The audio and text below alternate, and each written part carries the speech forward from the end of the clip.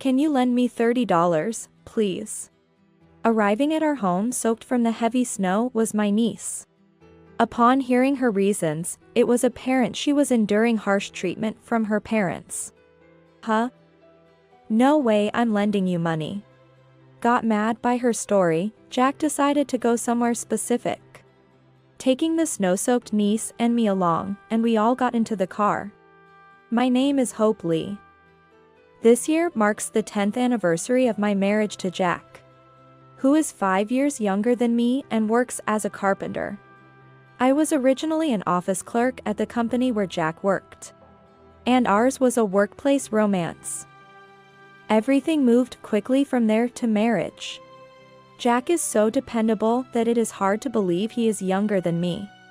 He is popular at work and respected by his juniors because of his chivalrous spirit. And he was the best boyfriend ever.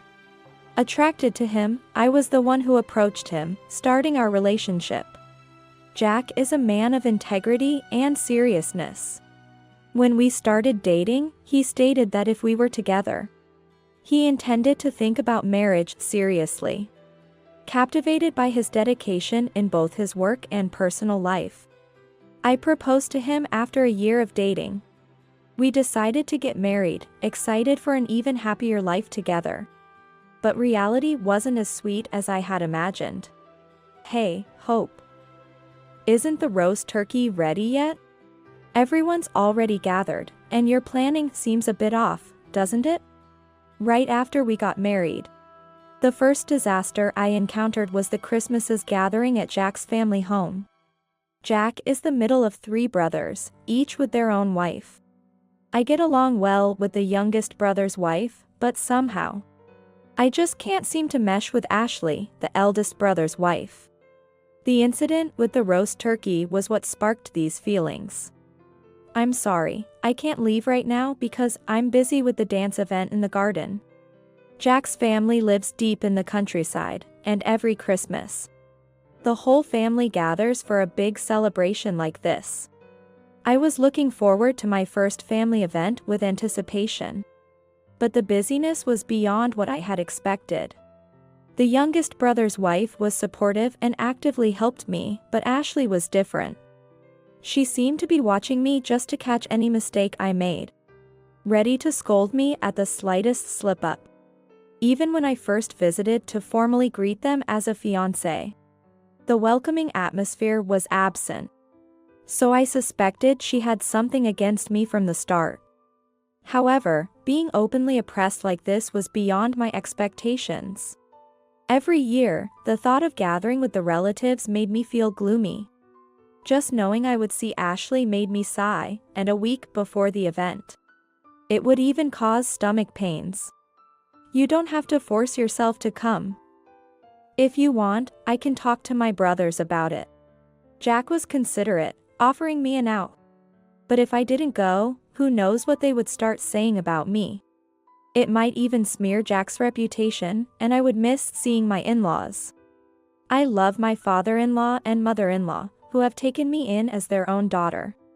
I want to see them and not reduce our interactions. Despite Jack's suggestion, I insisted I was fine and continued to attend the family gatherings. And so, on this Christmas's day, like every year, I participated in the gathering. As expected, Ashley made snide remarks and bossed me around. I am not a long-winded person either. In my work, I am the kind of person who is not afraid to argue with the craftsmen on the job site. Even though these were family gatherings for my husband's relatives, being scolded without reason was infuriating. However, I couldn't disrupt the atmosphere. Despite my strained smile, I tried to stay cheerful and responded to Ashley's comments, only to be met with a sigh of exasperation from her. If you had kids, maybe you'd be able to plan things better. Ashley grudgingly served the roast turkey while dripping with sarcasm. In every other household but ours, there were already 2 or more children. When I got married, I was already over 34, a challenging age to hope for children. Jack was aware of my feelings and never pressured me about having kids. I don't want kids if it means losing hope in exchange for that risk. My dad and mom are just happy I got married, regardless of having grandkids. I hope you understand that I'm not marrying you because I want kids." His words and laughter comforted me. My parents also never pressured us about having children. Everyone considered our feelings and health, leaving us in peace in the best sense. I felt blessed to be in such a comfortable environment until Ashley made a sarcastic remark to me like this. "How old are Ashley's kids now?" 8 years old, and we just had another last year. Being born a woman means you're meant to bear children. My husband and in-laws are overjoyed and dote on them. After the dance event ended, the adults enjoyed the Christmas's feast and wine, reveling in the festivities. Standing right behind Ashley, I was pouring drinks for another relative, irritated by her pointed remarks made to hurt me. "Don't worry about her, Hope. She's always like that. I get nagged by her a lot too, so it's best not to take it to heart. Thanks for your concern." Really, what did my brother see in such a spiteful woman? It's hard to believe those kids are theirs, considering how adorable they are. After finishing pouring drinks, I quickly moved away from Ashley's table. And Jack, along with the youngest brother and his wife, welcomed me over. The youngest brother's wife was pregnant with a new life, and in the back, the children were playing together. In this brief moment of adult-only time, the couple seemed relieved to have a break from the burden. But, witnessing how Ashley relentlessly criticized me, the youngest brother and his wife expressed their dismay, and Jack looked puzzled and concerned. "I'm going to have a word with Ashley. This is just too much." She doesn't realize that the uncles who are listening are just giving forced smiles. "It's okay, Jack. I really don't mind. Plus, knowing that there are people who understand me like this makes me feel a lot better. You're too kind, Hope. It's ridiculous that you have to endure this. That's what being an adult is all about, I guess.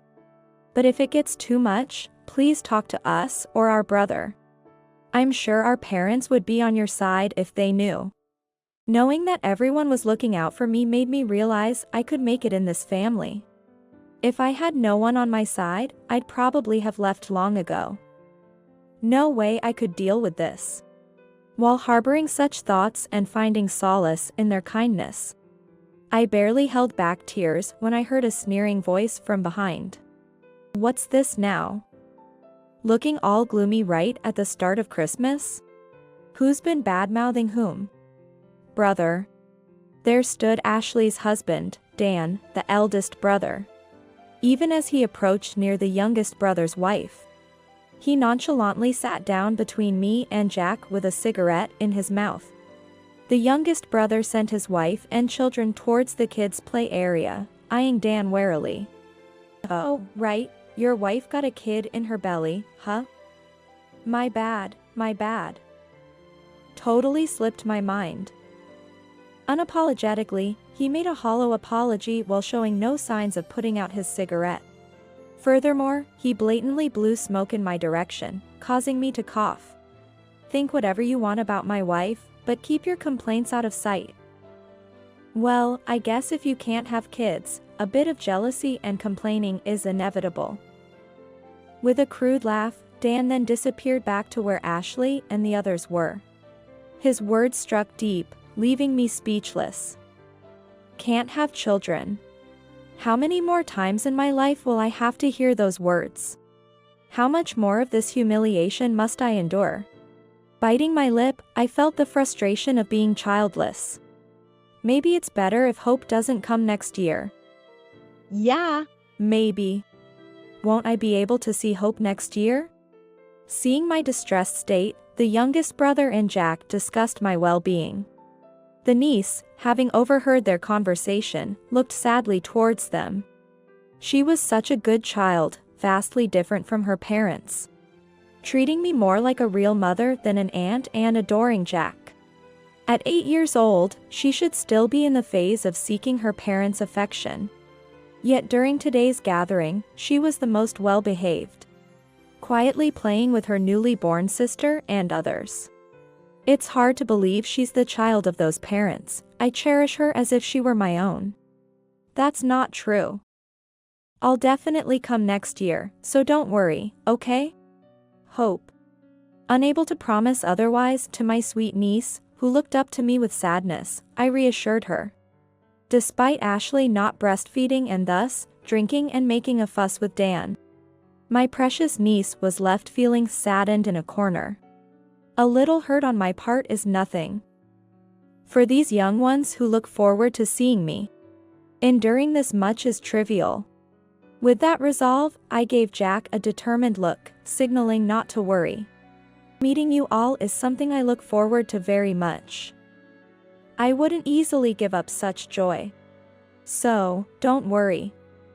I'll keep coming next year, the year after. And as long as everyone grows up and stops coming here. It's a promise. Relieved by my words, my niece's face lit up with a bright, happy smile. Being called naive might be fine with me. If I can be a beacon of hope for these little ones, then it's all worth it. Seeing me like this, Jack and the youngest brother's family showed a resigned smile. And Jack gently stroked my hair. Remember, you can always tell me if it gets too hard. You're the most important to me. Thank you. Feeling the love from them, I couldn't help but smile, unaware of the tragic events that were yet to come. As the evening reached its peak, the oldest in the family, my father-in-law, made his greeting, prompting everyone to start cleaning up, while other relatives' wives were taking the initiative to clean up. Ashley, still drunk, was happily drinking with the men. I joined in the cleanup, suppressing the urge to ask her if she was the mother of a young child. The youngest brother's wife, due to her pregnancy, was resting inside with the children. It's really a mystery how such good kids can come from that couple. It's unbelievable, isn't it? As I carried a tray of finished dishes to the kitchen, I overheard the wives gossiping about the eldest brother's family. I hadn't intended to eavesdrop, but a comment caught my attention and made me pause. They were shouting at their child for not listening, and it might have even gotten physical. Really? I wasn't the only one shocked by this revelation. The other women were equally astonished. The conversation quickly quieted down as someone shushed them. But the person who had spoken out hastily covered her mouth and began to elaborate. That couple was reported to the police before. A neighbor, worried they were being too harsh on their child, called it in. Child services were notified too, but they couldn't find any visible injuries. The yelling is a regular occurrence heard by neighbors. It's practically everyday gossip. Hearing this unexpected news, I covered my mouth in disbelief, feeling the color drain from my face. Getting frustrated with your child is one thing, but resorting to physical harm or threats is entirely another. However, without witnessing it myself, there's little I can do. Despite this, my niece clearly loves her parents and has never complained about them. She obediently follows their orders without showing any signs of defiance. But if that obedience is the result of intimidation, my mind raced with worrisome thoughts after hearing their conversation. What's wrong, Hope? You look pale. Are you feeling okay? Jack, noticing something was off with me, came over, his concern evident. I considered telling him about what I had heard, but with Ashley and her family nearby, I couldn't risk the nieces getting caught in the crossfire. Deciding to deflect, I shook my head and made an excuse. Maybe I got a bit overwhelmed by the atmosphere. I'll step outside for some fresh air. With that, I put on my jacket, leaving the cleanup to the others, and stepped outside for a breath of fresh air. The ground was covered in snow, with a forecast of heavy snowfall later that night. The ominous clouds made me frown as I remembered the conversation, unsure of my next steps. Yet, I couldn't stand by if the rumors about my nieces were true. As I stood there, conflicted, my niece and her baby sister approached me. "What are you doing out here? It's cold. Go back inside and play with your sisters, okay? Hope, will you really come next year? Can we meet again like this?" Her uncertain expression and her baby sister on the verge of crying made me realize I couldn't leave them out in the cold. As I pondered the situation, unable to leave my anxious niece alone, I bent down to embrace her gently, pulling her into my arms while she held her sister. "Of course. If you're that worried, here. I'll give you my phone number and our address on a note so you can visit anytime. With this, you won't have to be anxious anymore, right?" Yeah. Perhaps reassured by having something tangible. The brightness returned to my niece's previously anxious face. However, her sister, perhaps due to hunger, started crying, prompting me to hastily return inside with them. After a while, as the gathering came to an end and everyone started heading to their cars, we too decided to leave, leaving behind the eldest brother's family. The youngest brother's family had already left, and our in-laws thanked us for coming and saw us off. "Thank you so much for coming today. Take care on your way home, okay?" Grateful for my kind mother-in-law's words, Jack and I expressed our thanks and left their home. It was worrisome to leave just the eldest brother's family behind, but the in-laws were there with them. Surely, the kids would be okay. Or so I thought, until, back at home, as the night grew late, our doorbell suddenly rang. Who could it be at this hour? It was past 11 p.m., and such a late visit was rare. As Jack and I exchanged nervous glances and headed to the door, the porch light revealed the visitor's silhouette. The moment we recognized the size of the shadow, both of us were startled and quickly unlocked the door. "What happened to you guys?" There stood my niece, soaked from the snow, holding her sister. Her hands were numb, and her sister's lips had turned purple from the cold. Despite being bundled up, the temperature had dropped below -9 degrees Celsius in the snowstorm. Considering the distance they walked, my niece was staggering. And Jack and I quickly brought them inside, exhausted from carrying her baby sister and their belongings.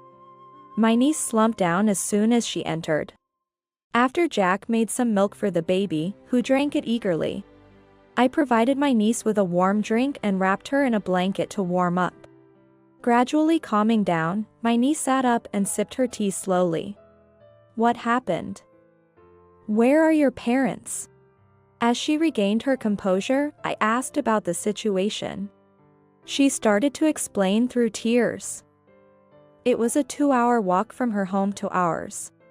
She had made the journey with her sister, driven by fear that their parents had left them alone to go drinking at a bar, without any dinner prepared or baby supplies left. "I want to buy food and diapers for my sister. We don't have a place to stay, so can you lend me just $30? I promise I'll pay you back when I'm older." With that, she prostrated herself at our feet, begging. Seeing her like this, Jack raised his voice. "What? No way I'm lending you money." His sudden outburst scared my niece, who instinctively curled up and started trembling. "I'm sorry. Please forgive me. I won't ask for anything else, just don't hit me." As she sobbed and pleaded, I hugged her tightly, tears streaming down my face. I assured her gently, "It's okay. No one here will harm you. Calm down, we won't hurt you. I'm sorry, I wasn't angry at you. My bad. It's okay, relax." Seeing my niece's frightened state confirmed my fears. The rumors about the eldest brother's family were true, not just rumors. They had been living under oppression from the eldest brother and his wife. At that moment, a rage beyond words boiled up inside me. I can't forgive them anymore. Jack, shaking with anger, wasn't furious at my niece. His rage was directed at the eldest brother and his wife for putting my niece through such an ordeal. Unstoppable now, Jack dialed a number, urging us to get into the car. Hope, let's go. Go. Where? I can't leave the kids with them anymore. With that, Jack took us to a certain location. Understanding his intention, I quickly made arrangements in the car. Seeing my niece anxious about what was to come, I smiled reassuringly at her. No matter what happens to your parents from now on, can you trust me? Will you not be troubled staying with us?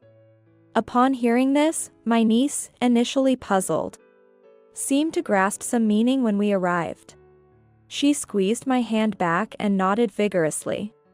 If you and Jack are with us, everything will be okay. Jack and I, having confirmed this, looked at each other with determination. We had discussed this before. If the rumors were true, we would protect my nieces. Though we hadn't expected to act so soon, our resolve hadn't changed. We brought someone with us and headed to the bar where the eldest brother and his wife were making a scene. Come on, drink up. Bring on the booze. Arriving at the bar, we could hear their loud voices from outside. It was unbelievable that adults could leave their young children behind to party like this.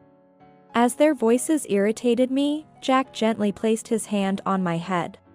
Let's put an end to them. Yes. Agreeing with him, I followed Jack into the bar. Unnoticed by the staff, we seated ourselves. The eldest brother and his wife, caught up in their own world, didn't notice us. Taking advantage of this, I took out my phone and aimed the camera at them. Are you guys okay? Didn't you have a newborn at home? It's fine, really. We have an 8-year-old daughter, so we just leave her in charge. It works out. We trained her well from when she was small. She used to get in our way, crying not to leave her. But we made her understand each time. Just a bit of shouting, and she gets scared. She's sensitive to noises, so after throwing things near her, she started obeying us. Now she doesn't complain when we leave her babysitting. It's so convenient. She's always on edge, watching us, scared every day. Isn't it funny? People talk about raising kids without laying a hand on them. But that's just soft talk from adults. Real education is all about discipline. That's what I believe. Their crude laughter, confirming the rumors, was almost a godsend. Jack and I exchanged a glance and nodded just as a man walked into the bar. Welcome, oh, police. A police officer stood at the entrance, causing a stir among the staff at his unexpected appearance. As the patrons around us realized what was happening, the cheerful atmosphere quickly turned tense and uneasy. Sorry for the sudden intrusion. Actually, we've been looking for these children's parents. With that, my nieces appeared. The moment the eldest brother and his wife saw them, their faces contorted in shock. You guys, what are you doing here? Sorry, those kids are ours. Did they cause you any trouble? Perhaps realizing they couldn't ignore the situation, the panicked couple quickly claimed to be the parents. The officer, hat pulled down, gave the eldest brother and his wife a stern look through the gap. You left your children alone to drink at this hour?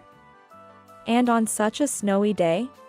The officer's sharp questioning threw the couple off balance. Dan tried to laugh it off awkwardly, attempting to deflect. No, we were just about to head home. Just waiting out the storm, you know? Right? Yes, yes. It's not like we abandoned them. We locked the house properly. And we've only been here for a few minutes, right?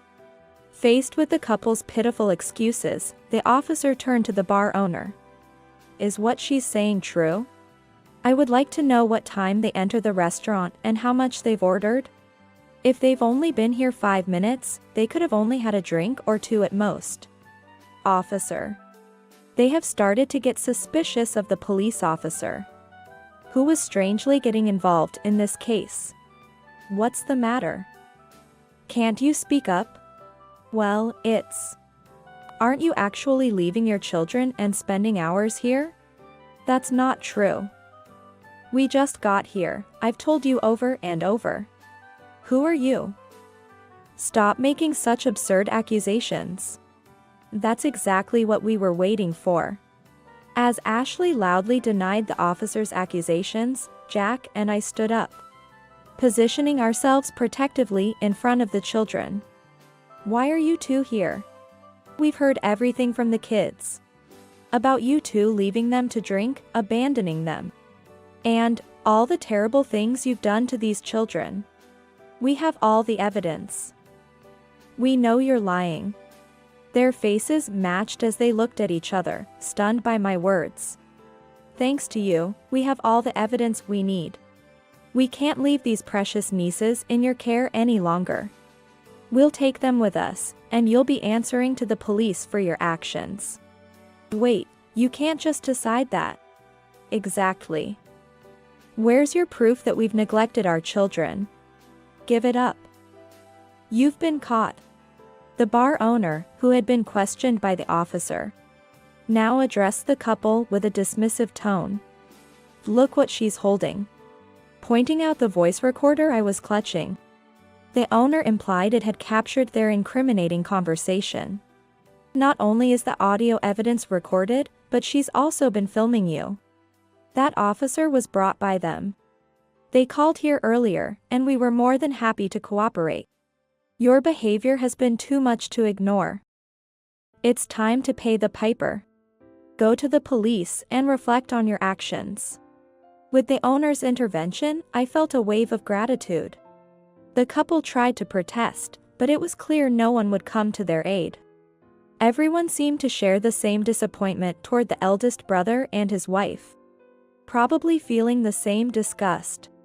Though it was another family's affair and they couldn't intervene. The situation had escalated to a point where no one wanted to stop it. You despicable people.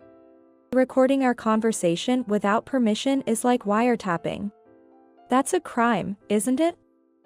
I'll sue you. Don't be ridiculous. As Jack raised his voice in anger against the couple's futile attempts to salvage the situation, the couple swallowed their breath in fear. It was rare for Jack, who had always been calm and never yelled at anyone, to shout like this.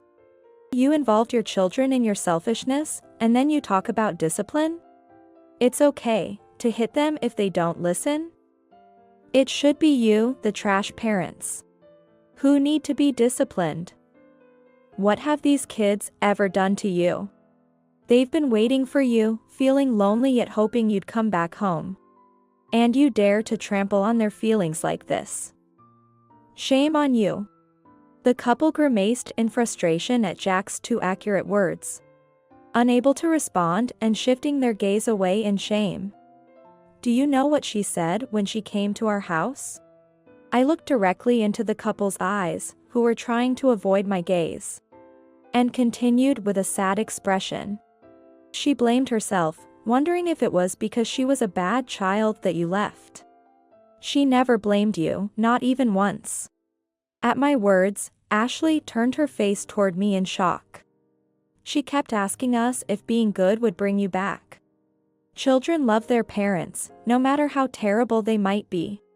Forcing my beloved nieces to make such a heartbreaking decision was something I'll never forget for the rest of my life. That's why I'm determined to make them happy. No matter what, we will protect them. That was the strong resolve Jack and I had when we came here. I'm sorry. We won't do it again. We'll take proper care of them. Please. It's too late.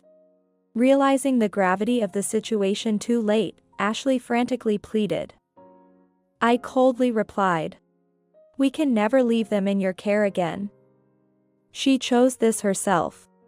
If you're truly sorry and want to repent, never have children again. You two don't deserve to be parents. Seeing this, my niece, clutching her sister, spoke up for the first time against her parents. Wait, don't go. Please, come back. I hate you, Mom and Dad. Don't ever come near us again. For the first time, she defied them. She turned her back on Ashley and the rest, pulling at my sleeve to leave. Jack and I, leaving the rest to the officer, left the bar. Ashley ended up causing a scene in the bar, getting arrested for disrupting business. Dan also caused a commotion and was arrested alongside Ashley. Thus, we successfully protected my precious nieces from them. The officer, a close friend of Jack's, agreed to help out, knowing the situation. I can't stand parents like them. I'm glad I could help protect your nieces. Even though he was busy due to Christmas, he readily offered his help, for which I was grateful. From then on, my nieces legally became our children through a special adoption process.